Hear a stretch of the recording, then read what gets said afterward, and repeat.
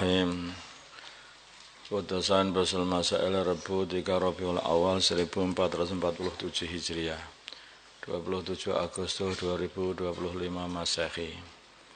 Permasalahan pindah rumah. Zaki dan Fatimah adalah pasangan suami istri dan keduanya berasal dari daerah yang berbeda. Sang suami berasal dari Kalimantan umpamanya dan si istri dari Aceh, Pulau Sumatera. Setelah 2 tahun menikah, Zaki mengajak istrinya untuk pindah ke Kalimantan, pindah ke rumahnya yaitu ke Kalimantan. Tetapi si istri tidak berkenan alias tidak mau dikarenakan dilarang oleh orang tuanya. Pertanyaannya, apakah perbuatan Fatimah menolak untuk pindah dianggap nusyuz? Jawabannya iya, Fatimah dianggap nusyuz dengan syarat suami sudah melunasi mahar. Ya, suami sudah melunasi mahar. Perjalanan ke tujuan aman. Perjalanan ke tujuan adalah aman. Rumah dan kampung yang dituju aman juga dan layak bagi istri. Contohnya bukan tempat yang terkena wabah penyakit.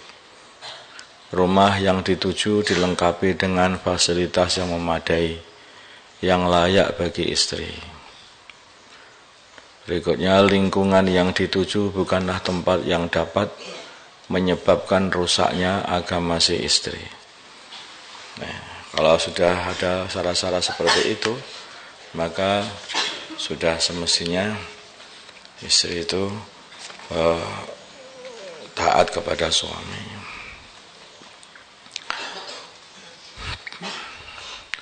Ada sepasang suami istri, di 5 pasangan amali.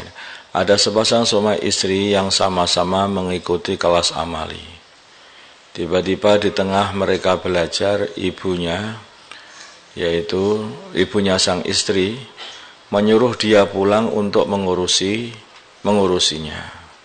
Ibu istri menyuruh istrinya itu pulang untuk mengurusinya. Mungkin karena sakit atau sudah tua, dikarenakan dia sedang sakit. Sedangkan suami melarangnya. Nah ini, melarangnya pulang dikarenakan sudah mau imtihan. Pertanyaan, bagaimanakah tindakan suami sebagaimana deskripsi di atas, yaitu melarang istri untuk mengurusi orang tuanya atau ibunya yang sedang sakit? Jawabnya, seorang suami memang berhak untuk melarang dan mengizinkan istri, akan tetapi tidak sepantas bagi suami untuk melarang istrinya yang hendak merawat ibunya yang sedang sakit. Tidak pantas bagi suami untuk melarang istrinya yang hendak merawat ibunya yang sedang sakit.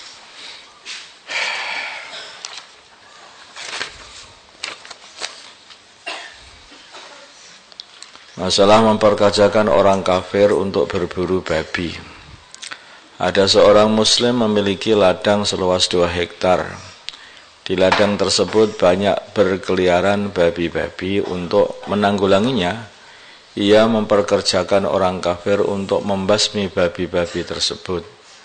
Adapun upahnya adalah setiap membasmi 1 babi maka akan diberi uang sebesar 50.000. Setelah ditangkap, babi-babi itu akan dibunuh dan dibuang. Kecuali jika orang kafir tersebut ingin membelinya, maka dijual lagi babinya kepada orang kafir dengan harga murah. Aneh. Pertanyaannya, bagaimana hukum tindakan orang Islam di atas? Memperkerjakan orang kafir tersebut hukumnya sah dengan akad ja'alah. Ini maksudnya yang ikuti qadhiyah di atas itu loh, permasalahan di atas ini yang dibahas itu. Adapun jual belinya, menjual babi yang akhir tadi, adapun jual belinya maka hukumnya tidak sah dan haram dari 2 sisi. Haram dari segi mengerjakan akad fasid. Ya. Haram dari segi mengerjakan akad fasid, yaitu babi itu bukan makanan, babi itu tidak bisa diperjualbelikan, najis. maka itu akadnya jadi fasid dan rusak maksudnya. Akadnya adalah rusak. Dan juga haram karena membantu orang untuk makan babi. Orang kafir aja, walaupun orang kafir, kita membantu orang kafir makan babi, kita haram berbuat seperti itu. Karena orang kafir itu pun juga dikhitabi, semua manusia dikhitabi oleh Allah untuk tidak makan babi, walaupun masih kafir. Kalau kita membantu mereka melakukannya, maka itu juga haram. Dan semua perbuatan haram, bukan hanya makan babi saja, semua perbuatan haram. Makanya jangan beranggapan kalau itu orang kafir kemudian enggak apa-apa itu berbuat zalim, berarti enggak apa-apa, enggak. Walaupun dia itu berbuat zalim, maka dia pun tetap itu dosa. Kalau kita membiarkan atau bahkan memfasilitasi untuk berbuat zalim, maka kita pun juga dosa. Makan babi, berzina dan sebagainya, minum khamr, nah, itu juga kita haram untuk mendorong atau memfasilitasi mereka untuk mengamalkan amalan-amalan yang keji itu semuanya. Masalah membawa tongkat, nah itu membawa tongkat, berjalan dengan membawa tongkat.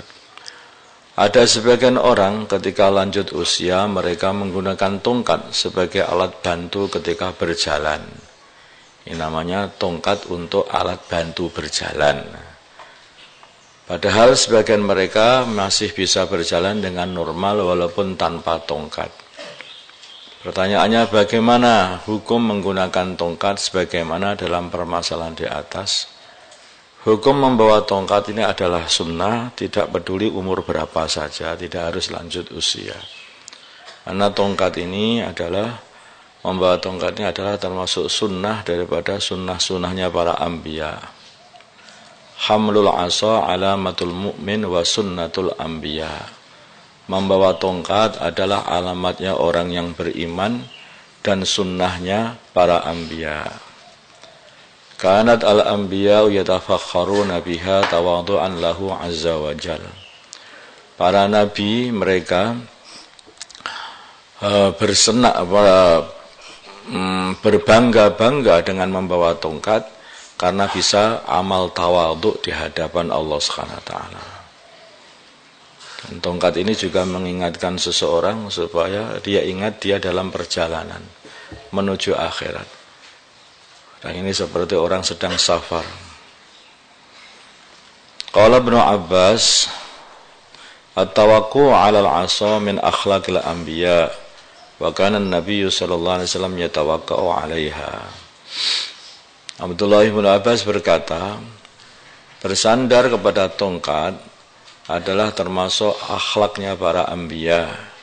Dan dulu baginda Nabi Muhammad SAW juga bersandaran di atas tongkat.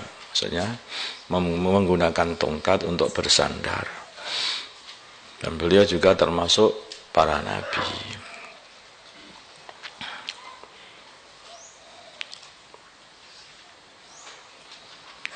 Dikatakan juga banyak sekali ya, karena fadilah-fadilahnya.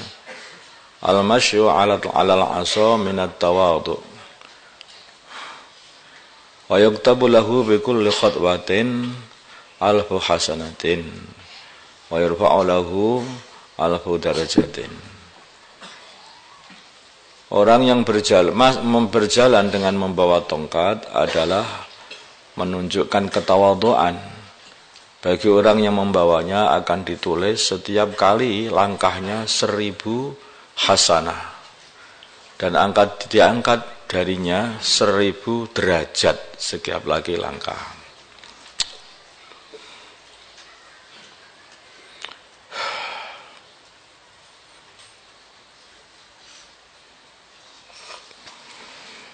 Ya, banyak fadilah-fadilah mengenai membawa tongkat ini, sudah cukup saja.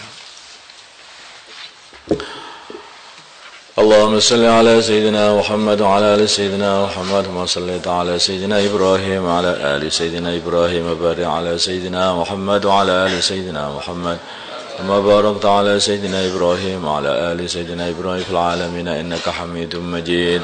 اللهم اهدنا واهد أمراءنا وزعماءنا وعلماءنا وعوام المسلمين أجمعين واجعلنا سببا لمن اهتدى اللهم ردنا ورد المسلمين جميعا إلى دينهم ردا جميلا وصلى الله على سيدنا محمد النبي الأمي وعلى آله وصحبه وسلم والحمد لله.